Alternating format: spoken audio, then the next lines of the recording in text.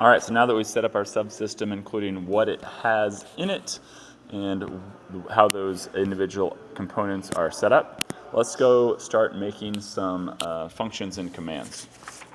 Okay, so you can see immediately here in the example, we have they show you how you can make a command.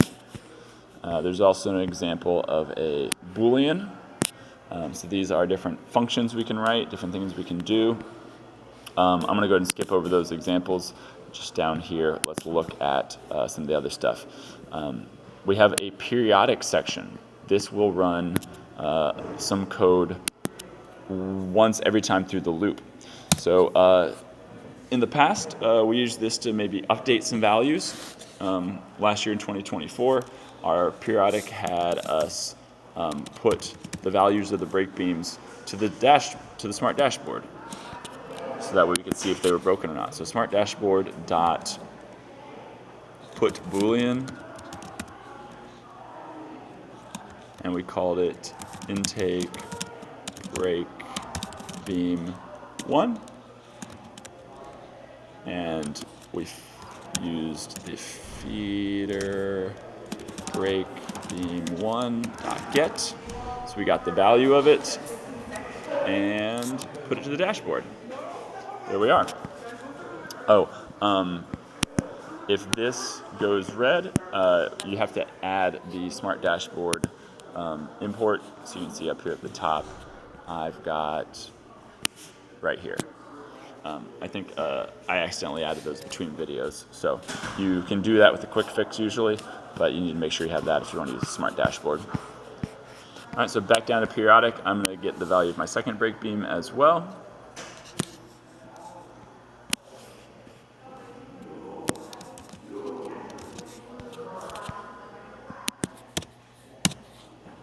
What the heck? There we go. And we're going to call that break beam 2.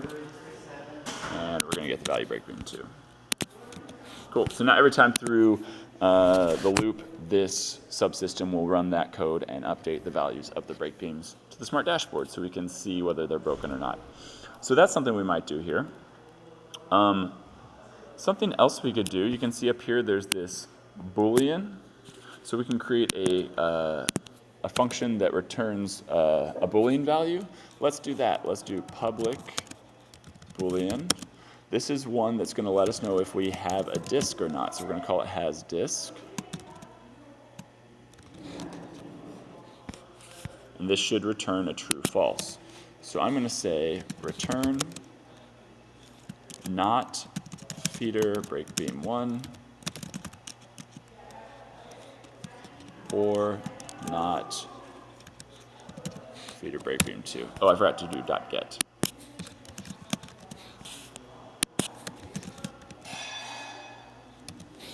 Okay, so you might say, what is that? Well, feeder break beam 1.get says true or false whether or not that break beam is broken. I can't remember if it returns true when it's broken or false when it's broken, but this is what our code said last year. So I'm going to assume that this meant if this was false, that if there was nothing in it, it would return false. If there was something in it, if there was nothing in it, it would return true. I can see the other side. If there was something in it, this would return false. And this exclamation point is a not. So if the break beam is broken, this is false. This would say true. So yes, we do have a disk. But we also have the or for the other break beam, because if either break beam was broken, that meant we have a disk. So this would look at the break beams, decide if they were broken or not, and if so, return a true value for has disk. So that's how we know we have a disk or not. All right, so what else could we have in here besides our periodic functions or like a Boolean? Let's actually just create a function that doesn't return anything. It's a void, but it will run our motors. So let's call this run forward. I'm going to run the motors forward with this command. So this would be intake motor dot set voltage. And when we ran these forward, we wanted our intake at a voltage of 6. And we wanted our feeder motor we ran it at 8. This is just what we determined last year. It would be a good intake speed for us. All right, so we have a run forward function. What else might we need? Well, if we've got to run forward, we probably need to run backwards. I'm just going to copy this one. We'll do it the same. So we'll call this run backwards. And it looks like last year running it backwards when we purged, we did it at a voltage of -3. So it was a little bit slower. We weren't just shooting it out. And then lastly, if we're going to run it forward, we're going to run it backwards, we also need to be able to stop it. So we called this one stop. I don't know why last year we didn't just set these to 0. I think we were trying to figure out what the braking behavior was. So instead of set voltage, we actually changed this to stop motor, which I think is the same thing, but that's what we did last year. I don't know why. There might be some differences in the way the motors behave with the brake function. So we just said stop motor. So we have a run forward, run backwards. We have a stop. Not sure if there's anything else we really need right now. We did have a command last year to fire when we were shooting the disc. We had a command that would take a snapshot with our limelight, so whenever we shot the disc, it would take a picture so we knew what we were looking at. We had a command to feed the amp. We also have a command to purge. Oh no, sorry, that's not another one. We already have run backwards. Okay, so the next phase is to actually create what are called commands. These aren't commands, these are like functions. All right, so these are things that it can do, but the command scheduler, the command-based robot, actually needs something very specific called a command. So, for example, one of the commands we had last year was, we called it load, which was essentially to run the intake so we could load a disk. So we called this public. It's going to return a command instead, load. And so what it needs to return is a type of command. And there's a whole bunch of different types of commands here. The one we used last year was called a start-end command. This, you tell it a function to run at the beginning of the command, you tell it a function to run when the command is over, and you have to tell it which subsystem it's going to use. So at the start of this command, we used this subsystem's run forward command. That's how we started loading. At the end of this command, we used this subsystem's run backward command. And the subsystem that this command uses is this subsystem.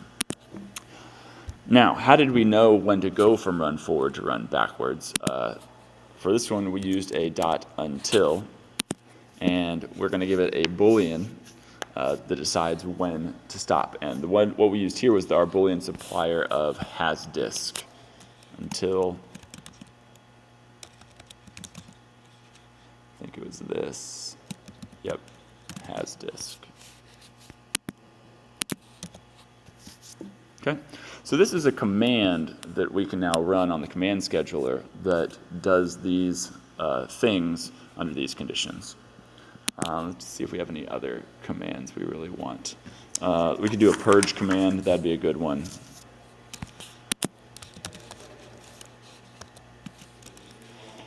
Public command purge. It's going to return, this is once again a start end command, or we give it a start and an end. When we start it with run backwards, we end it with stop, and it requires the use of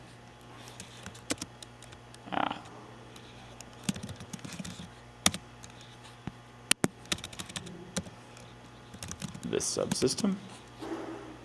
Oops, I forgot a D here. Right, the use of this subsystem.